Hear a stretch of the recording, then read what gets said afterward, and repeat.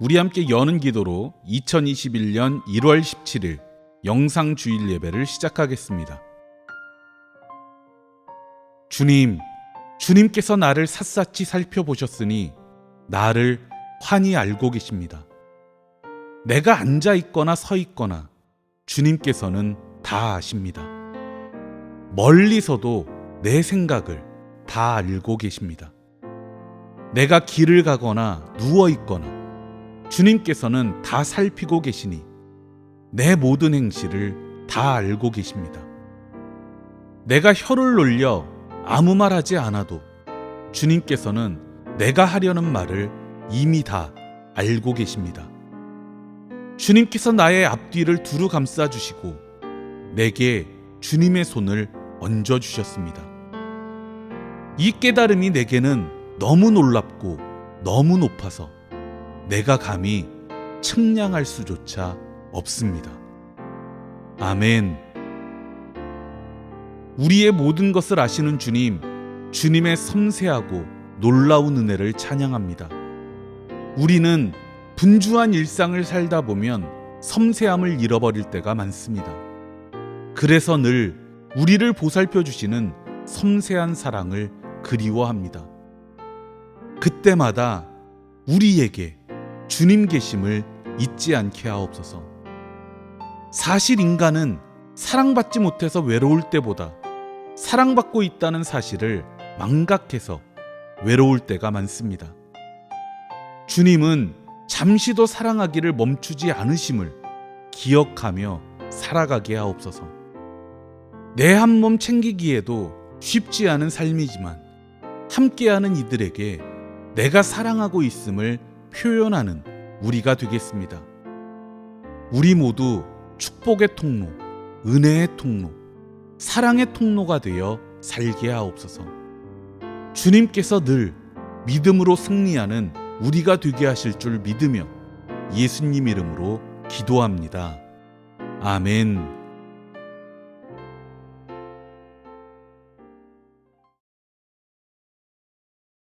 우리 함께 찬송가 323장 찬양하겠습니다.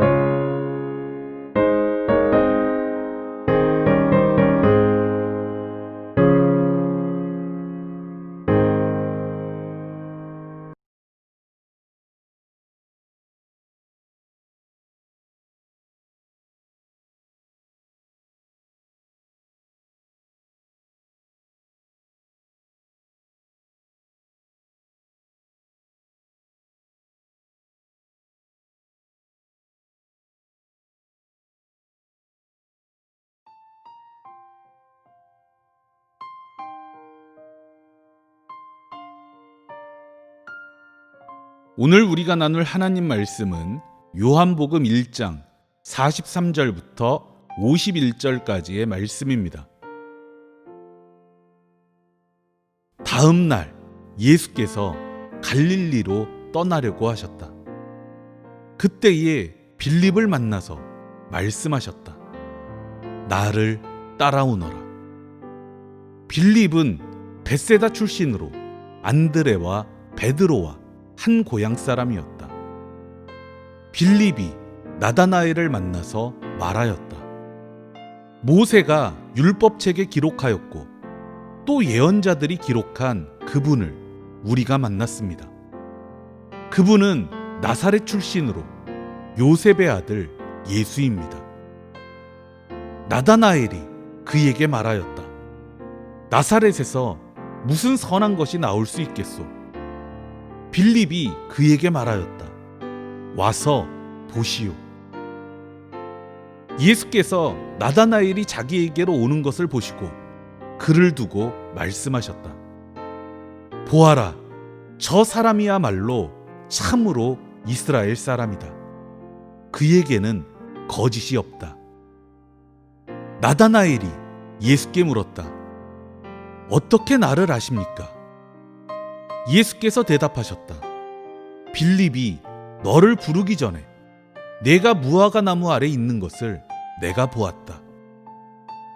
나다나엘이 말하였다. 선생님은 하나님의 아들이시오 이스라엘의 왕이십니다. 예수께서 그에게 말씀하셨다. 내가 무화과 나무 아래 있을 때에 내가 너를 보았다고 해서 믿느냐? 이것보다 더 큰 일을 내가 볼 것이다. 예수께서 그에게 또 말씀하셨다. 내가 진정으로 너희에게 말한다. 너희는 하늘이 열리고 하나님의 천사들이 인자 위에 오르락내리락 하는 것을 보게 될 것이다. 아멘.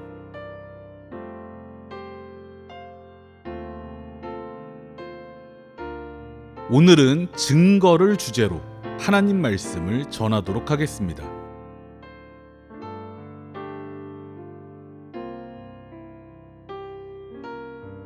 요한복음 전체를 아우르는 한 단어는 증거입니다. 요한복음은 예수는 하나님의 아들이요 그리스도이시다는 사실을 증거할 한 가지 목적으로 쓰였습니다. 보통 글쓰기는 주제를 어디에 배치하느냐에 따라 두괄식, 미괄식, 양괄식으로 구분됩니다. 주제를 서론에 배치하면 두괄식, 결론에 배치하면 미괄식, 서론과 결론에 모두 배치하면 양괄식이라고 합니다. 두괄식은 논문, 보고서, 기사 작성에 많이 사용됩니다. 결론부터 명확히 밝히고 나서 그런 결론을 내린 과정을 설명해 가는 것입니다. 특히 기사를 작성할 때 두괄식은 매우 중요합니다. 그럴듯한 헤드라인으로 사람들의 눈길을 사로잡아야 하는 기사의 속성 때문입니다. 이런 속성은 낚시 기사에 자주 이용됩니다. 예를 들면 이런 식입니다. 충격, 연예인 땡땡땡, 마약 중독. 최근 신뢰할 만한 제보자는 땡땡땡이 마약 중독이라고 밝혔다. 알고 보니 땡땡땡은 마약처럼 끊을 수 없는 중독적 매력의 소유자였던 것이다. 뭐 이런 식입니다. 최근 우리나라에서 개발된 코로나 치료제에 대한 기사도 비슷합니다. 대부분 기사는 초기 환자만 효과 있고 중증 환자에게는 효과 없어 라는 헤드라인을 뽑습니다. 이런 헤드라인은 증상이 경미한 환자에게나 쓸 수 있는 허접한 약이라는 느낌을 줍니다. 정말 중요한 것은 중증 환자의 생명을 구하는 것인데 말이죠. 그런데 기사를 읽다 보면 헤드라인과 다른 내용이 이어집니다. 코로나는 조기 발견, 조기 치료가 중요한데 초기 환자가 중증으로 진행하는 것을 막아주는 효과는 입증되었다는 것입니다. 원래 대부분의 독감 치료제는 초기 단계에서 중증으로 악화되지 않게 막아주는 게 목적입니다. 가장 잘 알려진 독감 치료제 타미땡땡도 초기 단계 치료제입니다. 이미 중증으로 악화돼서 장기 손상이 일어난 독감 환자는 망가진 장기에 대한 대증요법 외에는 방법이 없습니다. 기자들이 독감 치료제의 개념을 모르지 않을 텐데 우리나라에서 개발한 치료제만 깎아내리는 이유가 참 궁금합니다. 이뿐 아니라 요즘 언론 기사는 헤드라인과 본 내용이 판이하게 다른 기사가 너무 많습니다. 미괄식은 소설, 희곡, 드라마 같은 예술 작품에 주로 사용됩니다. 특히 반전을 노리는 글은 미괄식이 아닌 방식으로는 쓸 수가 없습니다. 주인공이 죽을지 살지 마지막까지 손에 땀을 쥐고 읽게 만들어야 하기 때문이죠. 제가 본 중에 역대급 미괄식은 식스센스라는 영화였습니다. 영화 말미에 주인공의 정체가 드러날 때 소름이 등골을 타고 쫙 올라옵니다. 이처럼 모든 글은 주제를 어떻게 배치하는지가 중요합니다. 요한복음이 증거라는 주제를 부각시키기 위해 사용한 방법은 두괄식도 미괄식도 아닙니다. 요한복음 기자는 요한복음 속에 있는 모든 이야기가 예수님은 살아계신 하나님의 아들이요 그리스도라는 증거가 되도록 기록했습니다. 어디를 보더라도 예수가 하나님의 아들이라는 사실을 모를 수 없도록 말입니다. 증거라는 주제는 1장에서부터 지속적으로 등장합니다. 요한복음에서 처음 등장하는 인물은 세례 요한입니다. 그의 역할은 예수가 하나님의 아들임을 증거하는 것입니다. 예수께서 세례받는 장면도 이는 내 사랑하는 아들이라는 하나님의 음성을 들려주는 게 핵심입니다. 오늘 우리가 읽은 말씀도 증거라는 주제에 딱 맞춰져 있습니다. 오늘 말씀은 예수께서 제자들을 부르시는 장면입니다. 베드로와 안드레를 첫 제자로 부르신 예수님은 빌립과 나다나엘을 부르고 계십니다. 나다나엘은 예수님의 12제자에 들지는 못했지만 오늘 말씀에서 가장 중요한 인물입니다. 제자들은 하나같이 초면에 모든 것을 버리고 예수님을 따라 제자가 되었습니다. 이 장면에서 주목할 것은 예수께서 자기를 입증할 필요가 없었다는 사실입니다. 제자들은 예수님을 만나자마자 그가 하나님의 아들이라는 걸 알아차렸습니다.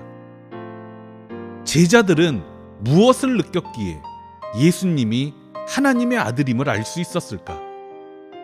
그 답은 시편 139편에 있습니다. 주님께서 나를 샅샅이 살펴보셨으니 나를 환히 알고 계십니다. 내가 앉아 있거나 서 있거나 주님께서는 다 아십니다. 멀리서도 내 생각을 다 알고 계십니다. 내가 길을 가거나 누워 있거나 주님께서는 다 살피고 계시니 내 모든 행실을 다 알고 계십니다. 내가 혀를 놀려 아무 말 하지 않아도 주님께서는 내가 하려는 말을 이미 다 알고 계십니다. 주님께서 나의 앞뒤를 두루 감싸주시고 내게 주님의 손을 얹어주셨습니다. 이 깨달음이 내게는 너무 놀랍고 너무 높아서 내가 감히 측량할 수조차 없습니다.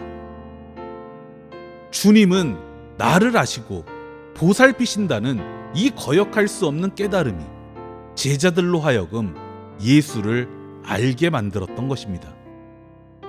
주님께서 나를 아신다는 사실이 주님이 그리스도이신 가장 중요한 증거입니다. 황정은 작가의 소설 연년세세에는 이런 문장이 있습니다. 마음 맞는 사람, 지금 내가 제일 필요한 게 그거야. 우리가 사람들 속에 둘러싸여 있으면서도 외로움을 느끼는 이유는 결국 이것 때문입니다. 마음에 맞는 사람, 그게 없어서. 사랑이라는 건 서로의 마음에 맞는 사람이 되는 일일 텐데 우리는 살면서 자주 그 사실을 까먹습니다. 그래서 마음에 맞는 사람이 되는 일이 아닌 다른 일을 하면서 사랑이 되기를 바랍니다. 마음이 맞는 사람, 그거면 충분한데 말입니다. 교회가 해야 할 사랑도 그런 사랑입니다. 우리가 옳다고 생각하는 것을 세상에 강요하는 것은 사랑이 아닙니다. 많은 그리스도인이 믿지 않는 사람을 개종시키는 것이 우리가 줄 수 있는 최고의 사랑이라고 믿습니다. 질색팔색을 하는데도 전도라는 미명하에 온갖 수단을 동원해서 우리 교회에 출석할 것을 강요합니다. 그러나 그것은 사랑이 아닙니다. 언젠가 고객센터에 전화했다가 사랑합니다 고객님 이라는 고백을 받았습니다. 그러나 이런 고백에 정말 사랑을 느끼는 사람은 없습니다. 왜냐하면 그 말은 사랑의 언어가 아니라 고객을 확보하기 위한 홍보용 언어이기 때문입니다. 만약 그 말에 사랑을 느끼는 사람이 있다면 병원을 가봐야 합니다. 교회가 해야 할 것은 교회 고객을 확보하기 위한 홍보가 아니라 말뜻 그대로의 사랑입니다. 사랑이 목적이 되는 사랑 말입니다. 수단으로서의 사랑은 비릿한 위선의 냄새를 풍깁니다.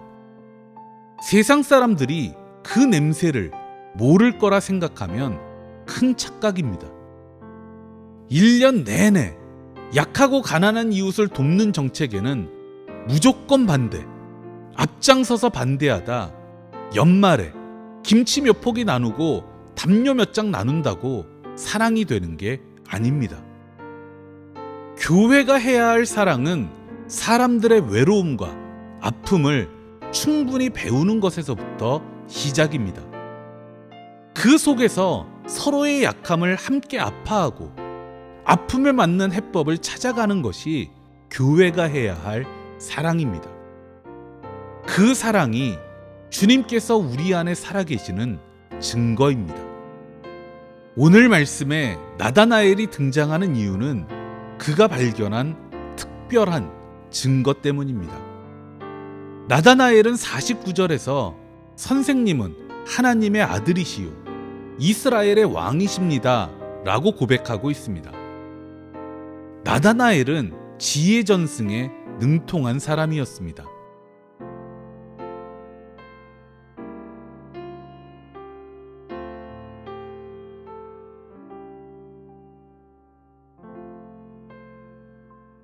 나다나엘이 능통했던 지혜전승에서 하나님의 아들이라는 표현은 하나님의 지혜를 받은 사람이라는 뜻입니다. 나다나엘은 예수님 안에 솔로몬을 뛰어넘는 지혜가 있음을 발견하고 그를 하나님의 아들이시요 이스라엘의 왕이라고 증거했던 것입니다. 지혜전승은 하나님의 마음을 갖는 자에게 하나님의 지혜가 온다고 가르쳐 줍니다. 하나님의 마음은 어떤 마음일까요? 그 마음은 인간을 이해하는 마음. 우리의 약함을 벌하시는 게 아니라 우리의 약함에 동참하시고 약한 우리를 주님의 제자로 부르시어 고결하게 사용하시는 마음입니다. 이 마음이 우리가 배울 지혜이고 그리스도인다움의 증거입니다. 우리는 서로의 약함을 이해하기 위해 어떤 노력을 하고 있습니까? 이웃의 약함을 이해하기 위해 무엇을 하고 있습니까? 우리는 서로의 약함을 보듬어 줄 수 있는 그리스도인입니까? 2021년에는 서로 마음에 맞는 사람이 되는 일을 조금 더 잘하는 우리가 됩시다. 우리 삶에, 우리 교회에 그리스도의 마음이 만발하기를 축복합니다. 기도하겠습니다. 서로의 약함을 이해하고 사랑하는 주님의 지혜를 주옵소서. 예수님 이름으로 기도합니다. 아멘.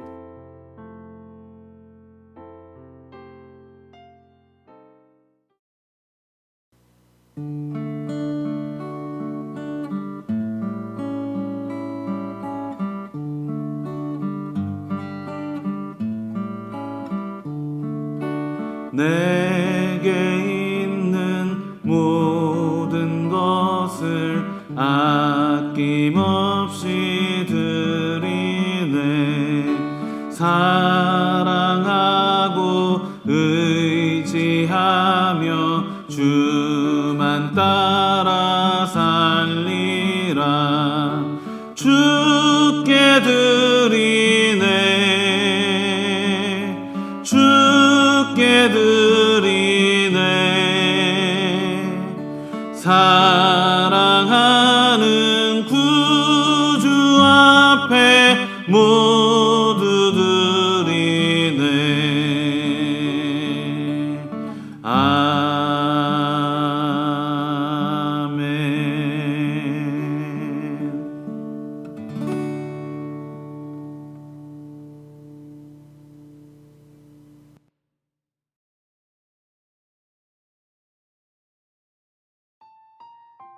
축도하겠습니다.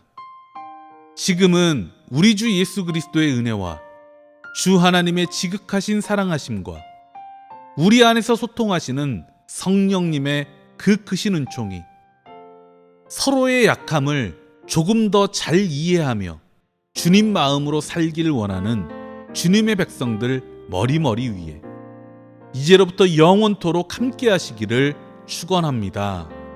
아멘.